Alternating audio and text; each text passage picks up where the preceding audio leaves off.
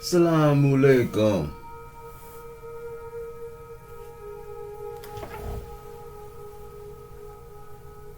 So, I'm about to take this to the beginning of this clear Qur'an. Help all us newbies, all our new Muslims, like myself, help learn this deen.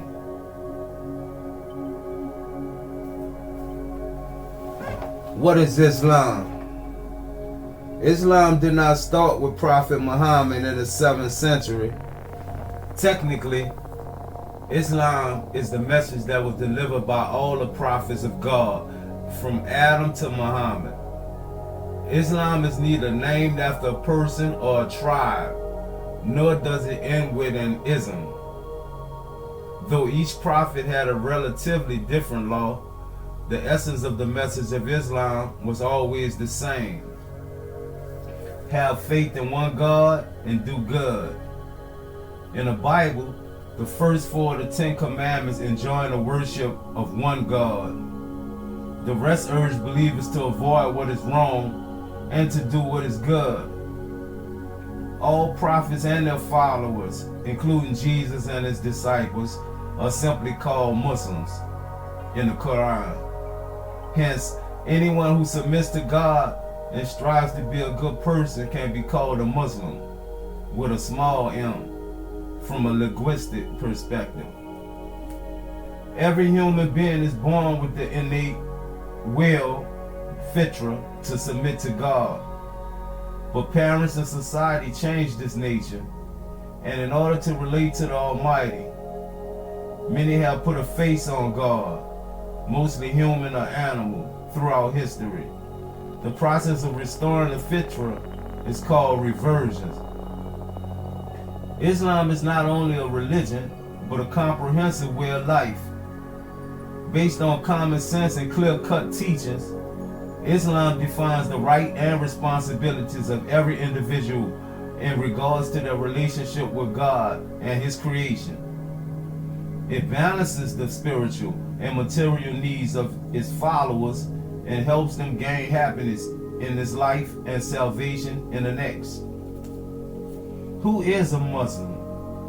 A Muslim, with a capital M, is someone who practices Islam. Muslims follow the 5 pillars of Islam. Shahada, testifying that there is only one God and Muhammad is his last prophet. Salah, praying 5 times a day. Sawm, fasting from dawn to sunset during the month of Ramadan. Zakat, paying alms tax on savings worth 85 G of gold or more if the amount is kept for a year. Hajj, performing pilgrimage to Mecca if physically and financially able to. Muslims also believe in the 6 articles of faith: Almighty God, his angels, his prophets, his scriptures, free choice, fate, and destiny, in the day of judgment. Islam is the fastest growing religion in the world, totaling 1.6 billion. Muslims make up 1/4 of the world's population. Muslims come from different ethnic, cultural, and social backgrounds. Contrary to the common belief, not all Muslims are Arabs. Not all Arabs are Muslims. Arabs make up less than 18% of the world's Muslim population. Indonesia, a single non-Arab Muslim country in Southeast Asia, has more Muslims than all Arab countries combined. Islam should not be judged by what any Muslim does, but Muslims should be judged based on what Islam teaches. Islam is perfect. Muslims are not. Who is Prophet Muhammad? The Prophet was born in Mecca in the year 570 CE. His father died before his birth, and his mother died when he was 6 years old. As he grew up, he acquired the epithet, the trustworthy Muhammad, had long detested the idolatry, social injustice, and corruption found in society. At the age of 40, he received the first revelation of the Qur'an from God through the angel Gabriel. Since the prophet could not read or write, he had scribes write down passages over the course of their revelation. The Qur'an was also memorized word for word by the prophets and many of his companions. Although the prophet performed many miracles, such as the splitting of the moon, water gushing out from between his fingers, multiplying food, still the Qur'an is his great miracle. Just like many previous Muhammad and his early followers were persecuted, and some were even killed for advocating revolutionary ideas such as social injustice and women's rights. As the persecution grew fierce, the prophet and many of his companions immigrated to the city of Medina, 260 miles to the north of Mecca. This immigration, Hijrah, marks the beginning of the Muslim calendar. After several years, Mecca ultimately surrendered peacefully to Muhammad, who issued a universal amnesty. Before the prophet passed away at the age of 63, the greater part of the Arabian Peninsula had become Muslim. And within a century of his death, Islam had spread to Spain in the west and as far east as China. The rapid spread of Islam, especially to territories previously occupied by the Byzantine and Persian Empire, was mostly because of his simple teachings and just social justice. Why do Muslims call God Allah? Arab Muslims, Christians, and Jews call God Allah. The word Allah is unique in the sense that it has no plural or gender.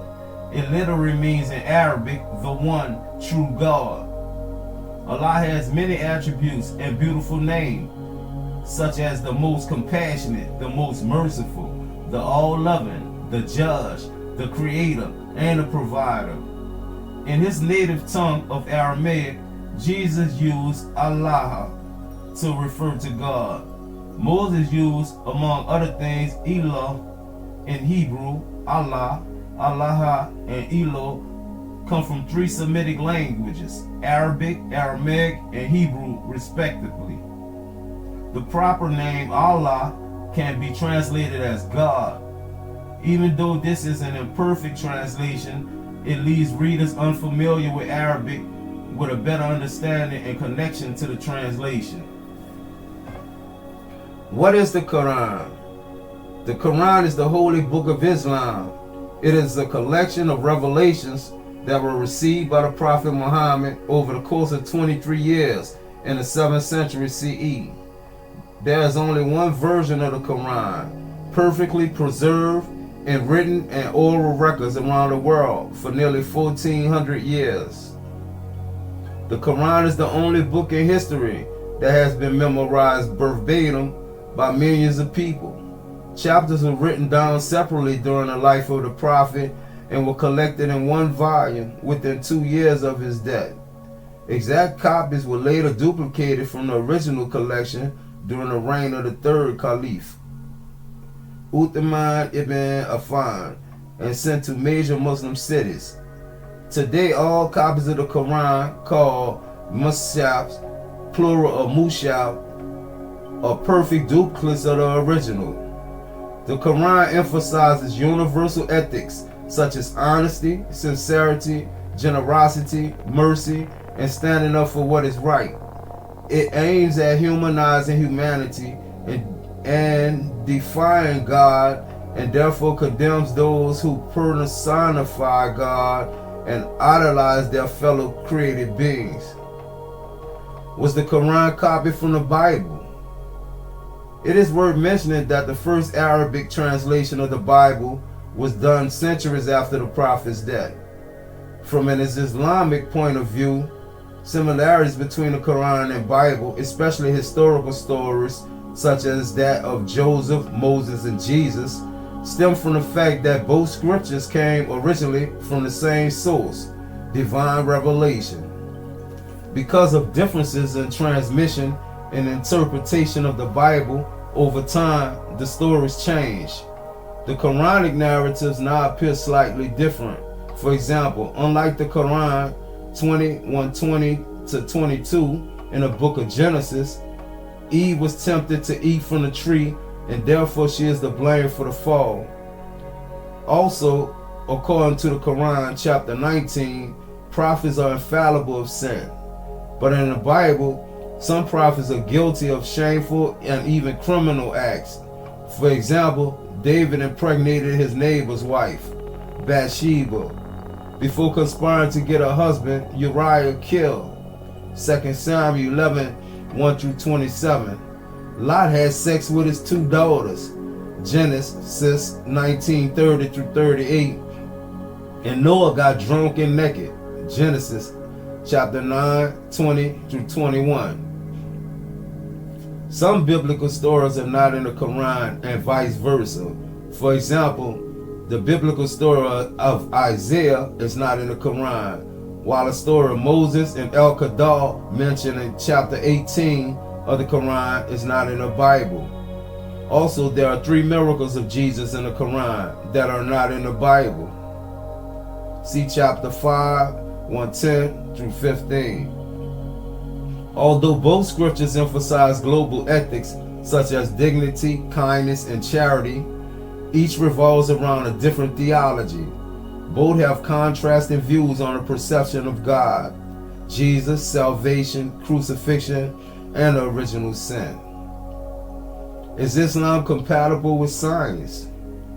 Although the Quran is a book of science, not a book of science, there are many scientific references in the Quran, such as the formation and development phases of an embryo in the uterus, 23:12-14, and 22:5, the Big Bang, 21:30, the constant expansion of the universe, 51:47-48, spherical shape of the earth, 39:5 and 79:30, the earth rotation, 27:88, and many others that have become known only in the last 2 centuries. According to the Arab proverb, the ink of the scholar is holier than the blood of a martyr. Islam's emphasis on education galvanized learning and science in the Muslim world, culminating in what is known as the Islamic Golden Age. For centuries, Muslims pioneered medicine, anatomy, mathematics, geography, astronomy, architecture, and many other sciences. Algebra, alchemy, and alcohol are all Arabic words. The canon of medicine by Avicenna, Ibn Sina, 980-1037 CE, was a primary medical text in medieval Europe for more than 700 years. Many surgical tools that are in use today were invented by Al-Bucasis al-Zarari, 936-1013 CE. Maryam al-Astralabia, a female Muslim scholar who lived in the 10th century in Syria, was famous for designing and constructing astrolabes, Arabic numerals 0, 1, 2, 3, etc., are used worldwide. Muslims invented numerous sciences and developed many others which they had inherited from the Romans, Greeks, Persians, Indians, and others, and laid the foundation to the European Industrial Revolution.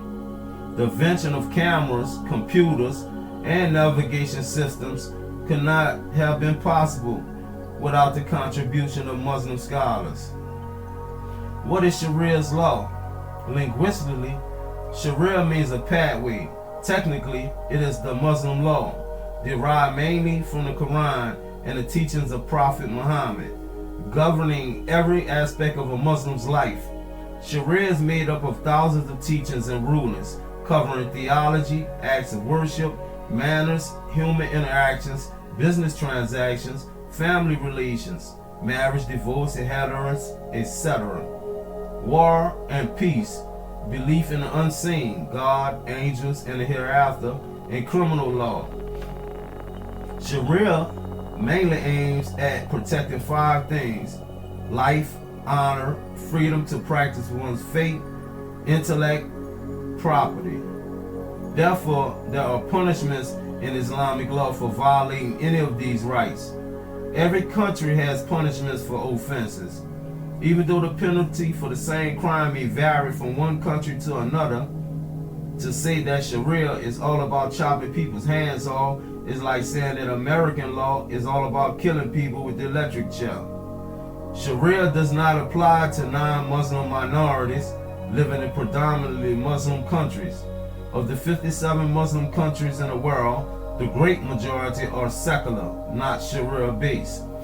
Muslims living in the West follow the law of the land and maintain Sharia mainly in personal matters such as prayers, marriage, and inheritance. Sharia also forbids the consumption of pork, alcohol, and drugs. Smoking is frowned upon. Is Islam compatible with modern democracy? We have to make the distinction between what Islam teaches and how countries in the Muslim world are run. As pointed out earlier, many Muslim countries are secular-based, not fully subscribing to Islamic morals or Western democratic values. Islam and modern democracies have many things in common. For example, the fundamental principles in the Universal Declaration of Human Rights are acceptable Islamically. What makes Islamic values unique is that they do not change over time. What is right in the sight of God is always right, and what is wrong is always wrong. On the other hand, many secular freedoms, which have been mostly adopted in the last few decades, are still subject to debate in Western society. For example, marijuana, same-sex marriage, abortion, incest, and prostitution are all legal in some democracies and illegal in some others. The same applies to euthanasia and the death penalty. Moreover, in a secular society, the majority's opinion prevails. In the Islamic concept of a shura, the truth prevails even if it is held by a minority. For example, the segregation of blacks and whites under the Jim Crow law would be prohibited under Sharia, since discrimination based on color goes against Islamic beliefs. Does jihad equal terrorism? Life is sacred in Islam. The Qur'an, chapter 5:32, states, "Whoever takes a life, it will be as if they kill all humanity. And whoever saves a life, it will be as if they saved all of humanity." Those who manipulate verses from the Qur'an by taking them out of context to justify violence against innocents contradict the Qur'an's call for tolerance and peaceful coexistence. Islam is unequivocally against terrorism. Jihad means to strive for a better, more righteous life. The major jihad is to overcome one's desires, such as greed. Prophet Muhammad says the highest form of jihad is to speak a word of truth in the presence of a tyrant. Kindness to parents is a form of jihad, and charity to orphans and widows is jihad. The minor jihad is fighting in self-defense. The Prophet said the etiquette of fighting as follows: do not ask God to meet your enemies in battle, and do not start a war. If you must fight, then strike only at those combatants who attack you. Do not attack women, children, the elderly, or those retreating in a place of worship. Do not cut down trees or kill animals. We have to keep in mind that all violent passages in the Quran, including verses in chapters 2, 8, 9, 47, and 48, strictly concern conflicts between early Muslims and the pagans of Mecca over 1400 years ago. As such, all passages should be understood in a historical context. In Islam, fighting is allowed against aggressors regardless of their faith. Fighting against innocents is prohibited regardless of their faith. Overall, violent passages in the Quran talk about one or three things: fighting back in self-defense, making peace if attackers cease, or resuming a fight if it is a truce violated. What is the origin of religious violence? No religion condones the killing of innocents, but some people manipulate religion to justify acts of violence. So even if Islam and other faiths have never existed, humans would have come up with other excuses to fight for domination. We have seen notorious anti-religion secularist ideologies like those championed by Mao and Stalin, the top mass murderers in modern history, which were responsible for over 70 million deaths in the 20th century. Most victims of violence in the Muslim world are Muslims, who are either killed by unjustified wars, suicide bombs, or drone attacks. Over the last few decades, hundreds of thousands have been killed, most of them civilians, and many others wounded or displaced. Justice, dignity, and education, some of the most fundamental aspects of human rights, are the key to peace and prosperity anywhere in this world. Are women abused in Islam? The Qur'an makes it clear that men and women are equal before God and the law. 1697 and 33 through 35. Abuses against some Muslim women, example, honor killing and forced marriages, are cultural practices in some Muslim countries that contradict Islamic teaching. There are many prominent Muslim women in every field: education, science, business, etc. Several Muslim women have been elected president and prime minister in Muslim majority countries like Indonesia, Pakistan, Bangladesh, and Turkey. The high status of women in Islam explains why 75% of reverts to Islam are women. Why do Muslim women wear the hijab? The veil is deeply rooted in all Abrahamic traditions. Christian icons such as Mary and Mother Teresa are always depicted with veils. In the Quran and the teachings of the Prophet, both men and women are urged to be modest in their dress and behavior. Hijab is worn by adult Muslim women in the presence of adult males outside of their immediate family. What are the rights of non-Muslims in Islam? Islam guarantees the freedom of non-Muslims to practice their faith and protection for their places of worship. The Prophet said, whoever harms a non-Muslim under the protection of Islam, I shall be their opponent on Judgment Day, and they will not even smell paradise. The Quran teaches that there are three types of brotherhood. Brotherhood in humanity, this includes all human beings. Biological brotherhood, one's siblings, and brotherhood in faith, fellow Muslims. Islam allows giving charity to non-Muslims and exchanging gifts and visits with them. The Quran, chapter 60, verse 8 through 9, exhorts Muslims to be kind and generous to non-Muslims. It forbids forcing non-Muslims to convert to Islam. 256. For the centuries, non-Muslim communities thrived under Muslim rule. Many Christians and Jews occupy prominent positions in the courts of some Muslim caliphs, serving as translators, physicians, and architects. Do Muslims believe in other prophets? As listed on the next page, the Quran mentions 25 prophets by name, and whom 5 are given the honorary title of the messengers of firm resolve, namely Abraham, Noah, Moses, Jesus, and Muhammad. The Quran 12:111 says, in their stories there are truly a lesson for people of reason. Some of the most common names in the Muslim world include Isa, Jesus in Arabic, Musa, Moses, Maryam, Mary, Yusuf, Joseph, and Abraham. Jesus is mentioned by name in the Quran 25 times. Mary 31 times compared to 18 times in the Bible, whereas Prophet Muhammad is mentioned by name only 4 times. Chapter 19 of the Quran is named after Mary. Muslims believe that Jesus is the Christ and the Messiah. They also believe in his virgin birth, ascension, and second coming. Prophets mentioned in the Qur'an.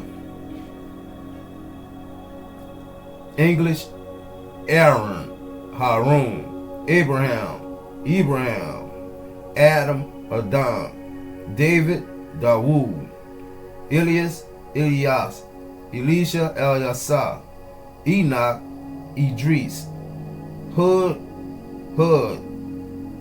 Isaac, Ishak, Ishmael, Ismail, Jacob, Yaqub, Jesus, Esau, Job, Ayub, John the Baptist, Yahya, Jonah, Eunice, Joseph, Yusuf, Lot, Luke, Moses, Musa, Muhammad, Noah, Salih, Shaub, Solomon, Suleiman, Zechariah, Zulkifil. As the Quran teaches Muslims not to exalt one prophet over others, 2:285, it is customary to say peace be upon him when the name of any prophet is mentioned. Select teachings of the Prophet Muhammad on the environment and animal rights. If Judgment Day arrives and you have a seedling in your hand, plant it regardless and don't waste water, even if you live by a river. The Prophet prohibited polluting water sources and promised a heavenly reward for planting trees to feed animals, birds, and humans. He taught that a good deed done to an animal is like a good deed done to a human being, while an act of cruelty to an animal is as bad as cruelty to a human being. He prohibited the use of live birds and animals as a target for arrows, the killing of animals for sport, slaughtering an animal in front of other animals, and forbade overburdening animals and underfeeding them. On the treatment of others, the Prophet said that smiling is a charity and taught, they are not of us. Those who do not show respect to our seniors or show mercy to our youngsters. He gave women a right to inheritance, education, to own property, and have a say in marriage, and said, the best among the believers are those who are best to their wives, and that paradise lies under the feet of the mother. He received Christians in his mosque and allowed them to pray there when the time for their prayers came. He also commemorated the day Moses and the children of Israel were saved from Pharaoh and his army by fasting and ordering Muslims to fast, a practice that had continued until today. He said, O humanity, your Lord is one of your ancestry. Example, Adam and Eve is one. No Arab is superior to a non-Arab, and no non-Arab is superior to an Arab, nor is any white superior to any black, or any black superior to any white, except on account of their piety. And no one of you truly believes until they love for others what they love for themselves. On the best way of life. The Prophet set out a way of life through his own example, but he also had the following say on living a fulfilling life.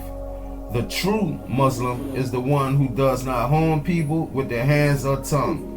Seeking knowledge is an obligation on every Muslim. Don't respond to evil by evil, but by doing what is good. Show mercy to those on earth, and God will show mercy to you. Take advantage of 5 matters before the coming of 5 things. Your health before you fall sick, your wealth before you become poor, your free time before you become busy, your youth before you become old, and your life before your death. Be mindful of God, and he will always be with you. Remember God in times of prosperity, and he will remember you in times of adversity. And know what has passed you by, and you have failed to attain, was not going to befall you. And what has befallen you was not going to pass you by. And know that victory comes with perseverance, relief with affliction, and ease with hardship.